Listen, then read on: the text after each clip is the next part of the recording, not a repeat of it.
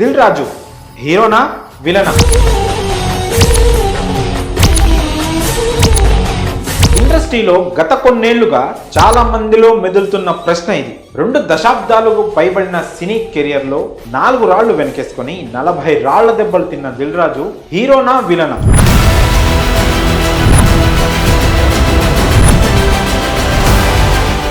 దిల్ రాజుపై మాత్రమే ఎందుకు ఇన్ని నిందలు?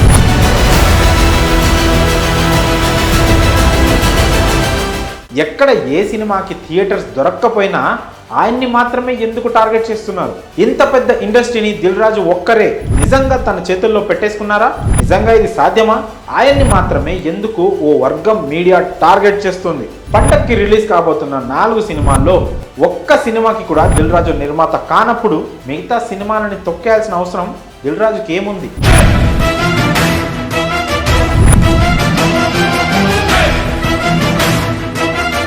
తనపై తప్పుడు వార్తలు రాస్తే తాట తీస్తా అని దిల్ రాజు వార్నింగ్ ఇచ్చే వరకు ఎందుకు వెళ్ళారు? ఇలాంటి ప్రశ్నలకి ఇప్పుడు సమాధానం తెలుసుకుందాం. అంటే మీరు నా పైన ఏదో రాసి మీ వెబ్సైట్ ఇంపార్టెన్స్ పెంచుకోవడానికి వేరే వాళ్ళు ఎందుకు వాడుకుంటున్నారు? అంటే దిల్ రాజు ఏం రియాక్ట్ అవ్వడు, సాఫ్ట్గా వెళ్తారు అనుకుంటున్నారా? తాట తీస్తా.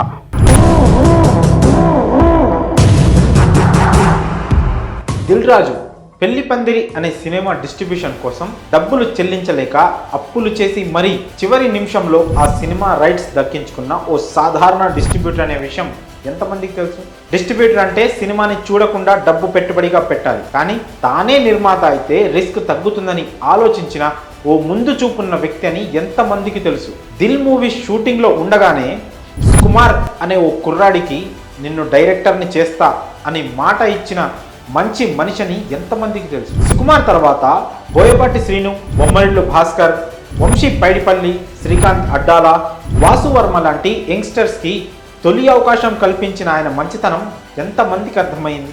ఇవన్నీ ఎవ్వరికీ పట్టవు. దిల్ రాజుపై మాత్రం నిందలు వేయాలి, అందుకు కారణాలు వెతకాలి. ఇదే మీడియా ట్రెండ్. దిల్ రాజు సాయం చేయలేదు, వ్యాపారం చేస్తున్నాడు, ఇందులో ఆయన గొప్పతనం ఏంటి అన్నది చాలా మంది వాదన. నిజమే, దిల్ రాజు చేస్తున్నది వ్యాపారం.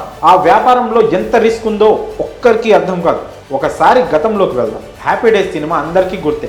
ఆ సినిమాని దిల్ రాజు తక్కువ రేట్కి కొనేసి ఎక్కువ లాభాలు తెచ్చుకున్నాడు. దీనిపై అప్పట్లో విమర్శలు చేశారు. దిల్ రాజు కన్నా ముందే హ్యాపీ డేస్ని ఏ నిర్మాత ఎందుకు కొనలేదు?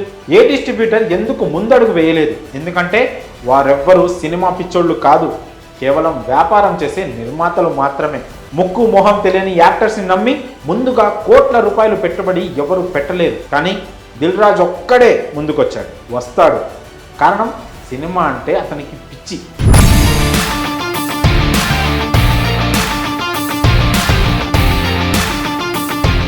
కాబట్టి దిల్ రాజుపై నిందలు వేయాల్సిందే. ఆ హ్యాపీ డేస్ అనే సినిమాని దిల్ రాజు సరిగ్గా జనాల్లోకి తీసుకెళ్ళకపోతే ఇండస్ట్రీలో శేఖర్ కమ్ముల, తమన్నా ఇంత బలంగా నిలవగలిగేవారా? ఇలాంటి ఎన్నో చిన్న సినిమాలను తన భుజాన వేసుకొని లాభ నష్టాలను భరించి దిల్ రాజు ప్రేక్షకుల ముందుకు తీసుకొని రాలేదా? అప్పుడు ఆయన ఇదే మీడియాకి హీరోగా ఎందుకు కనిపించలేదు?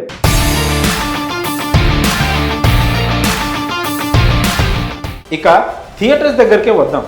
గత 10 ఏళ్ల కాలంలో ఎన్ని థియేటర్స్ కళ్యాణ మండపాలుగా, ఫంక్షన్ హాల్స్గా మారిపోయాయో మనందరికీ తెలుసు.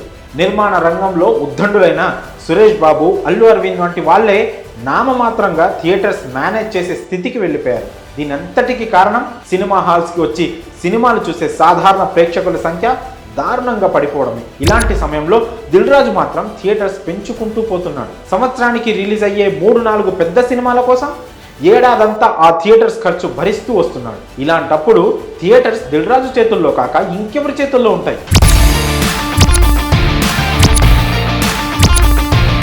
ఒక్కరైనా ఇక్కడొచ్చే నష్టాన్ని భరించగలరా? ఏ ఒక్కరైనా ఈ రిస్క్ చేయగలరా? నరనరాన సినిమా పిచ్చి ఉన్న దిల్ రాజు లాంటి వాళ్ళు తప్ప ఇంకెవ్వరి వల్లైనా ఇది సాధ్యమవుతుందా?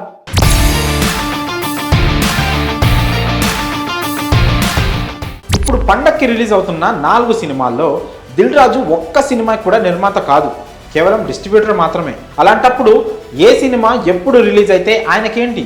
రోజుకి కోట్ల రూపాయల మధ్య జరిగే ప్రొడక్షన్ వదిలేసి ఛాంబర్లో గంటలు గంటలు కూర్చొని నిర్మాతల్ని హీరోలని క్లాష్ లేకుండా చూసుకోమని బతిమిలాడాల్సిన అవసరం దిల్ రాజుకేంటి? కామ్గా తన సినిమాని తాను డిస్ట్రిబ్యూట్ చేసుకుంటే అడిగేవాళ్ళు అడ్డుకునే వాళ్ళు ఎవరు?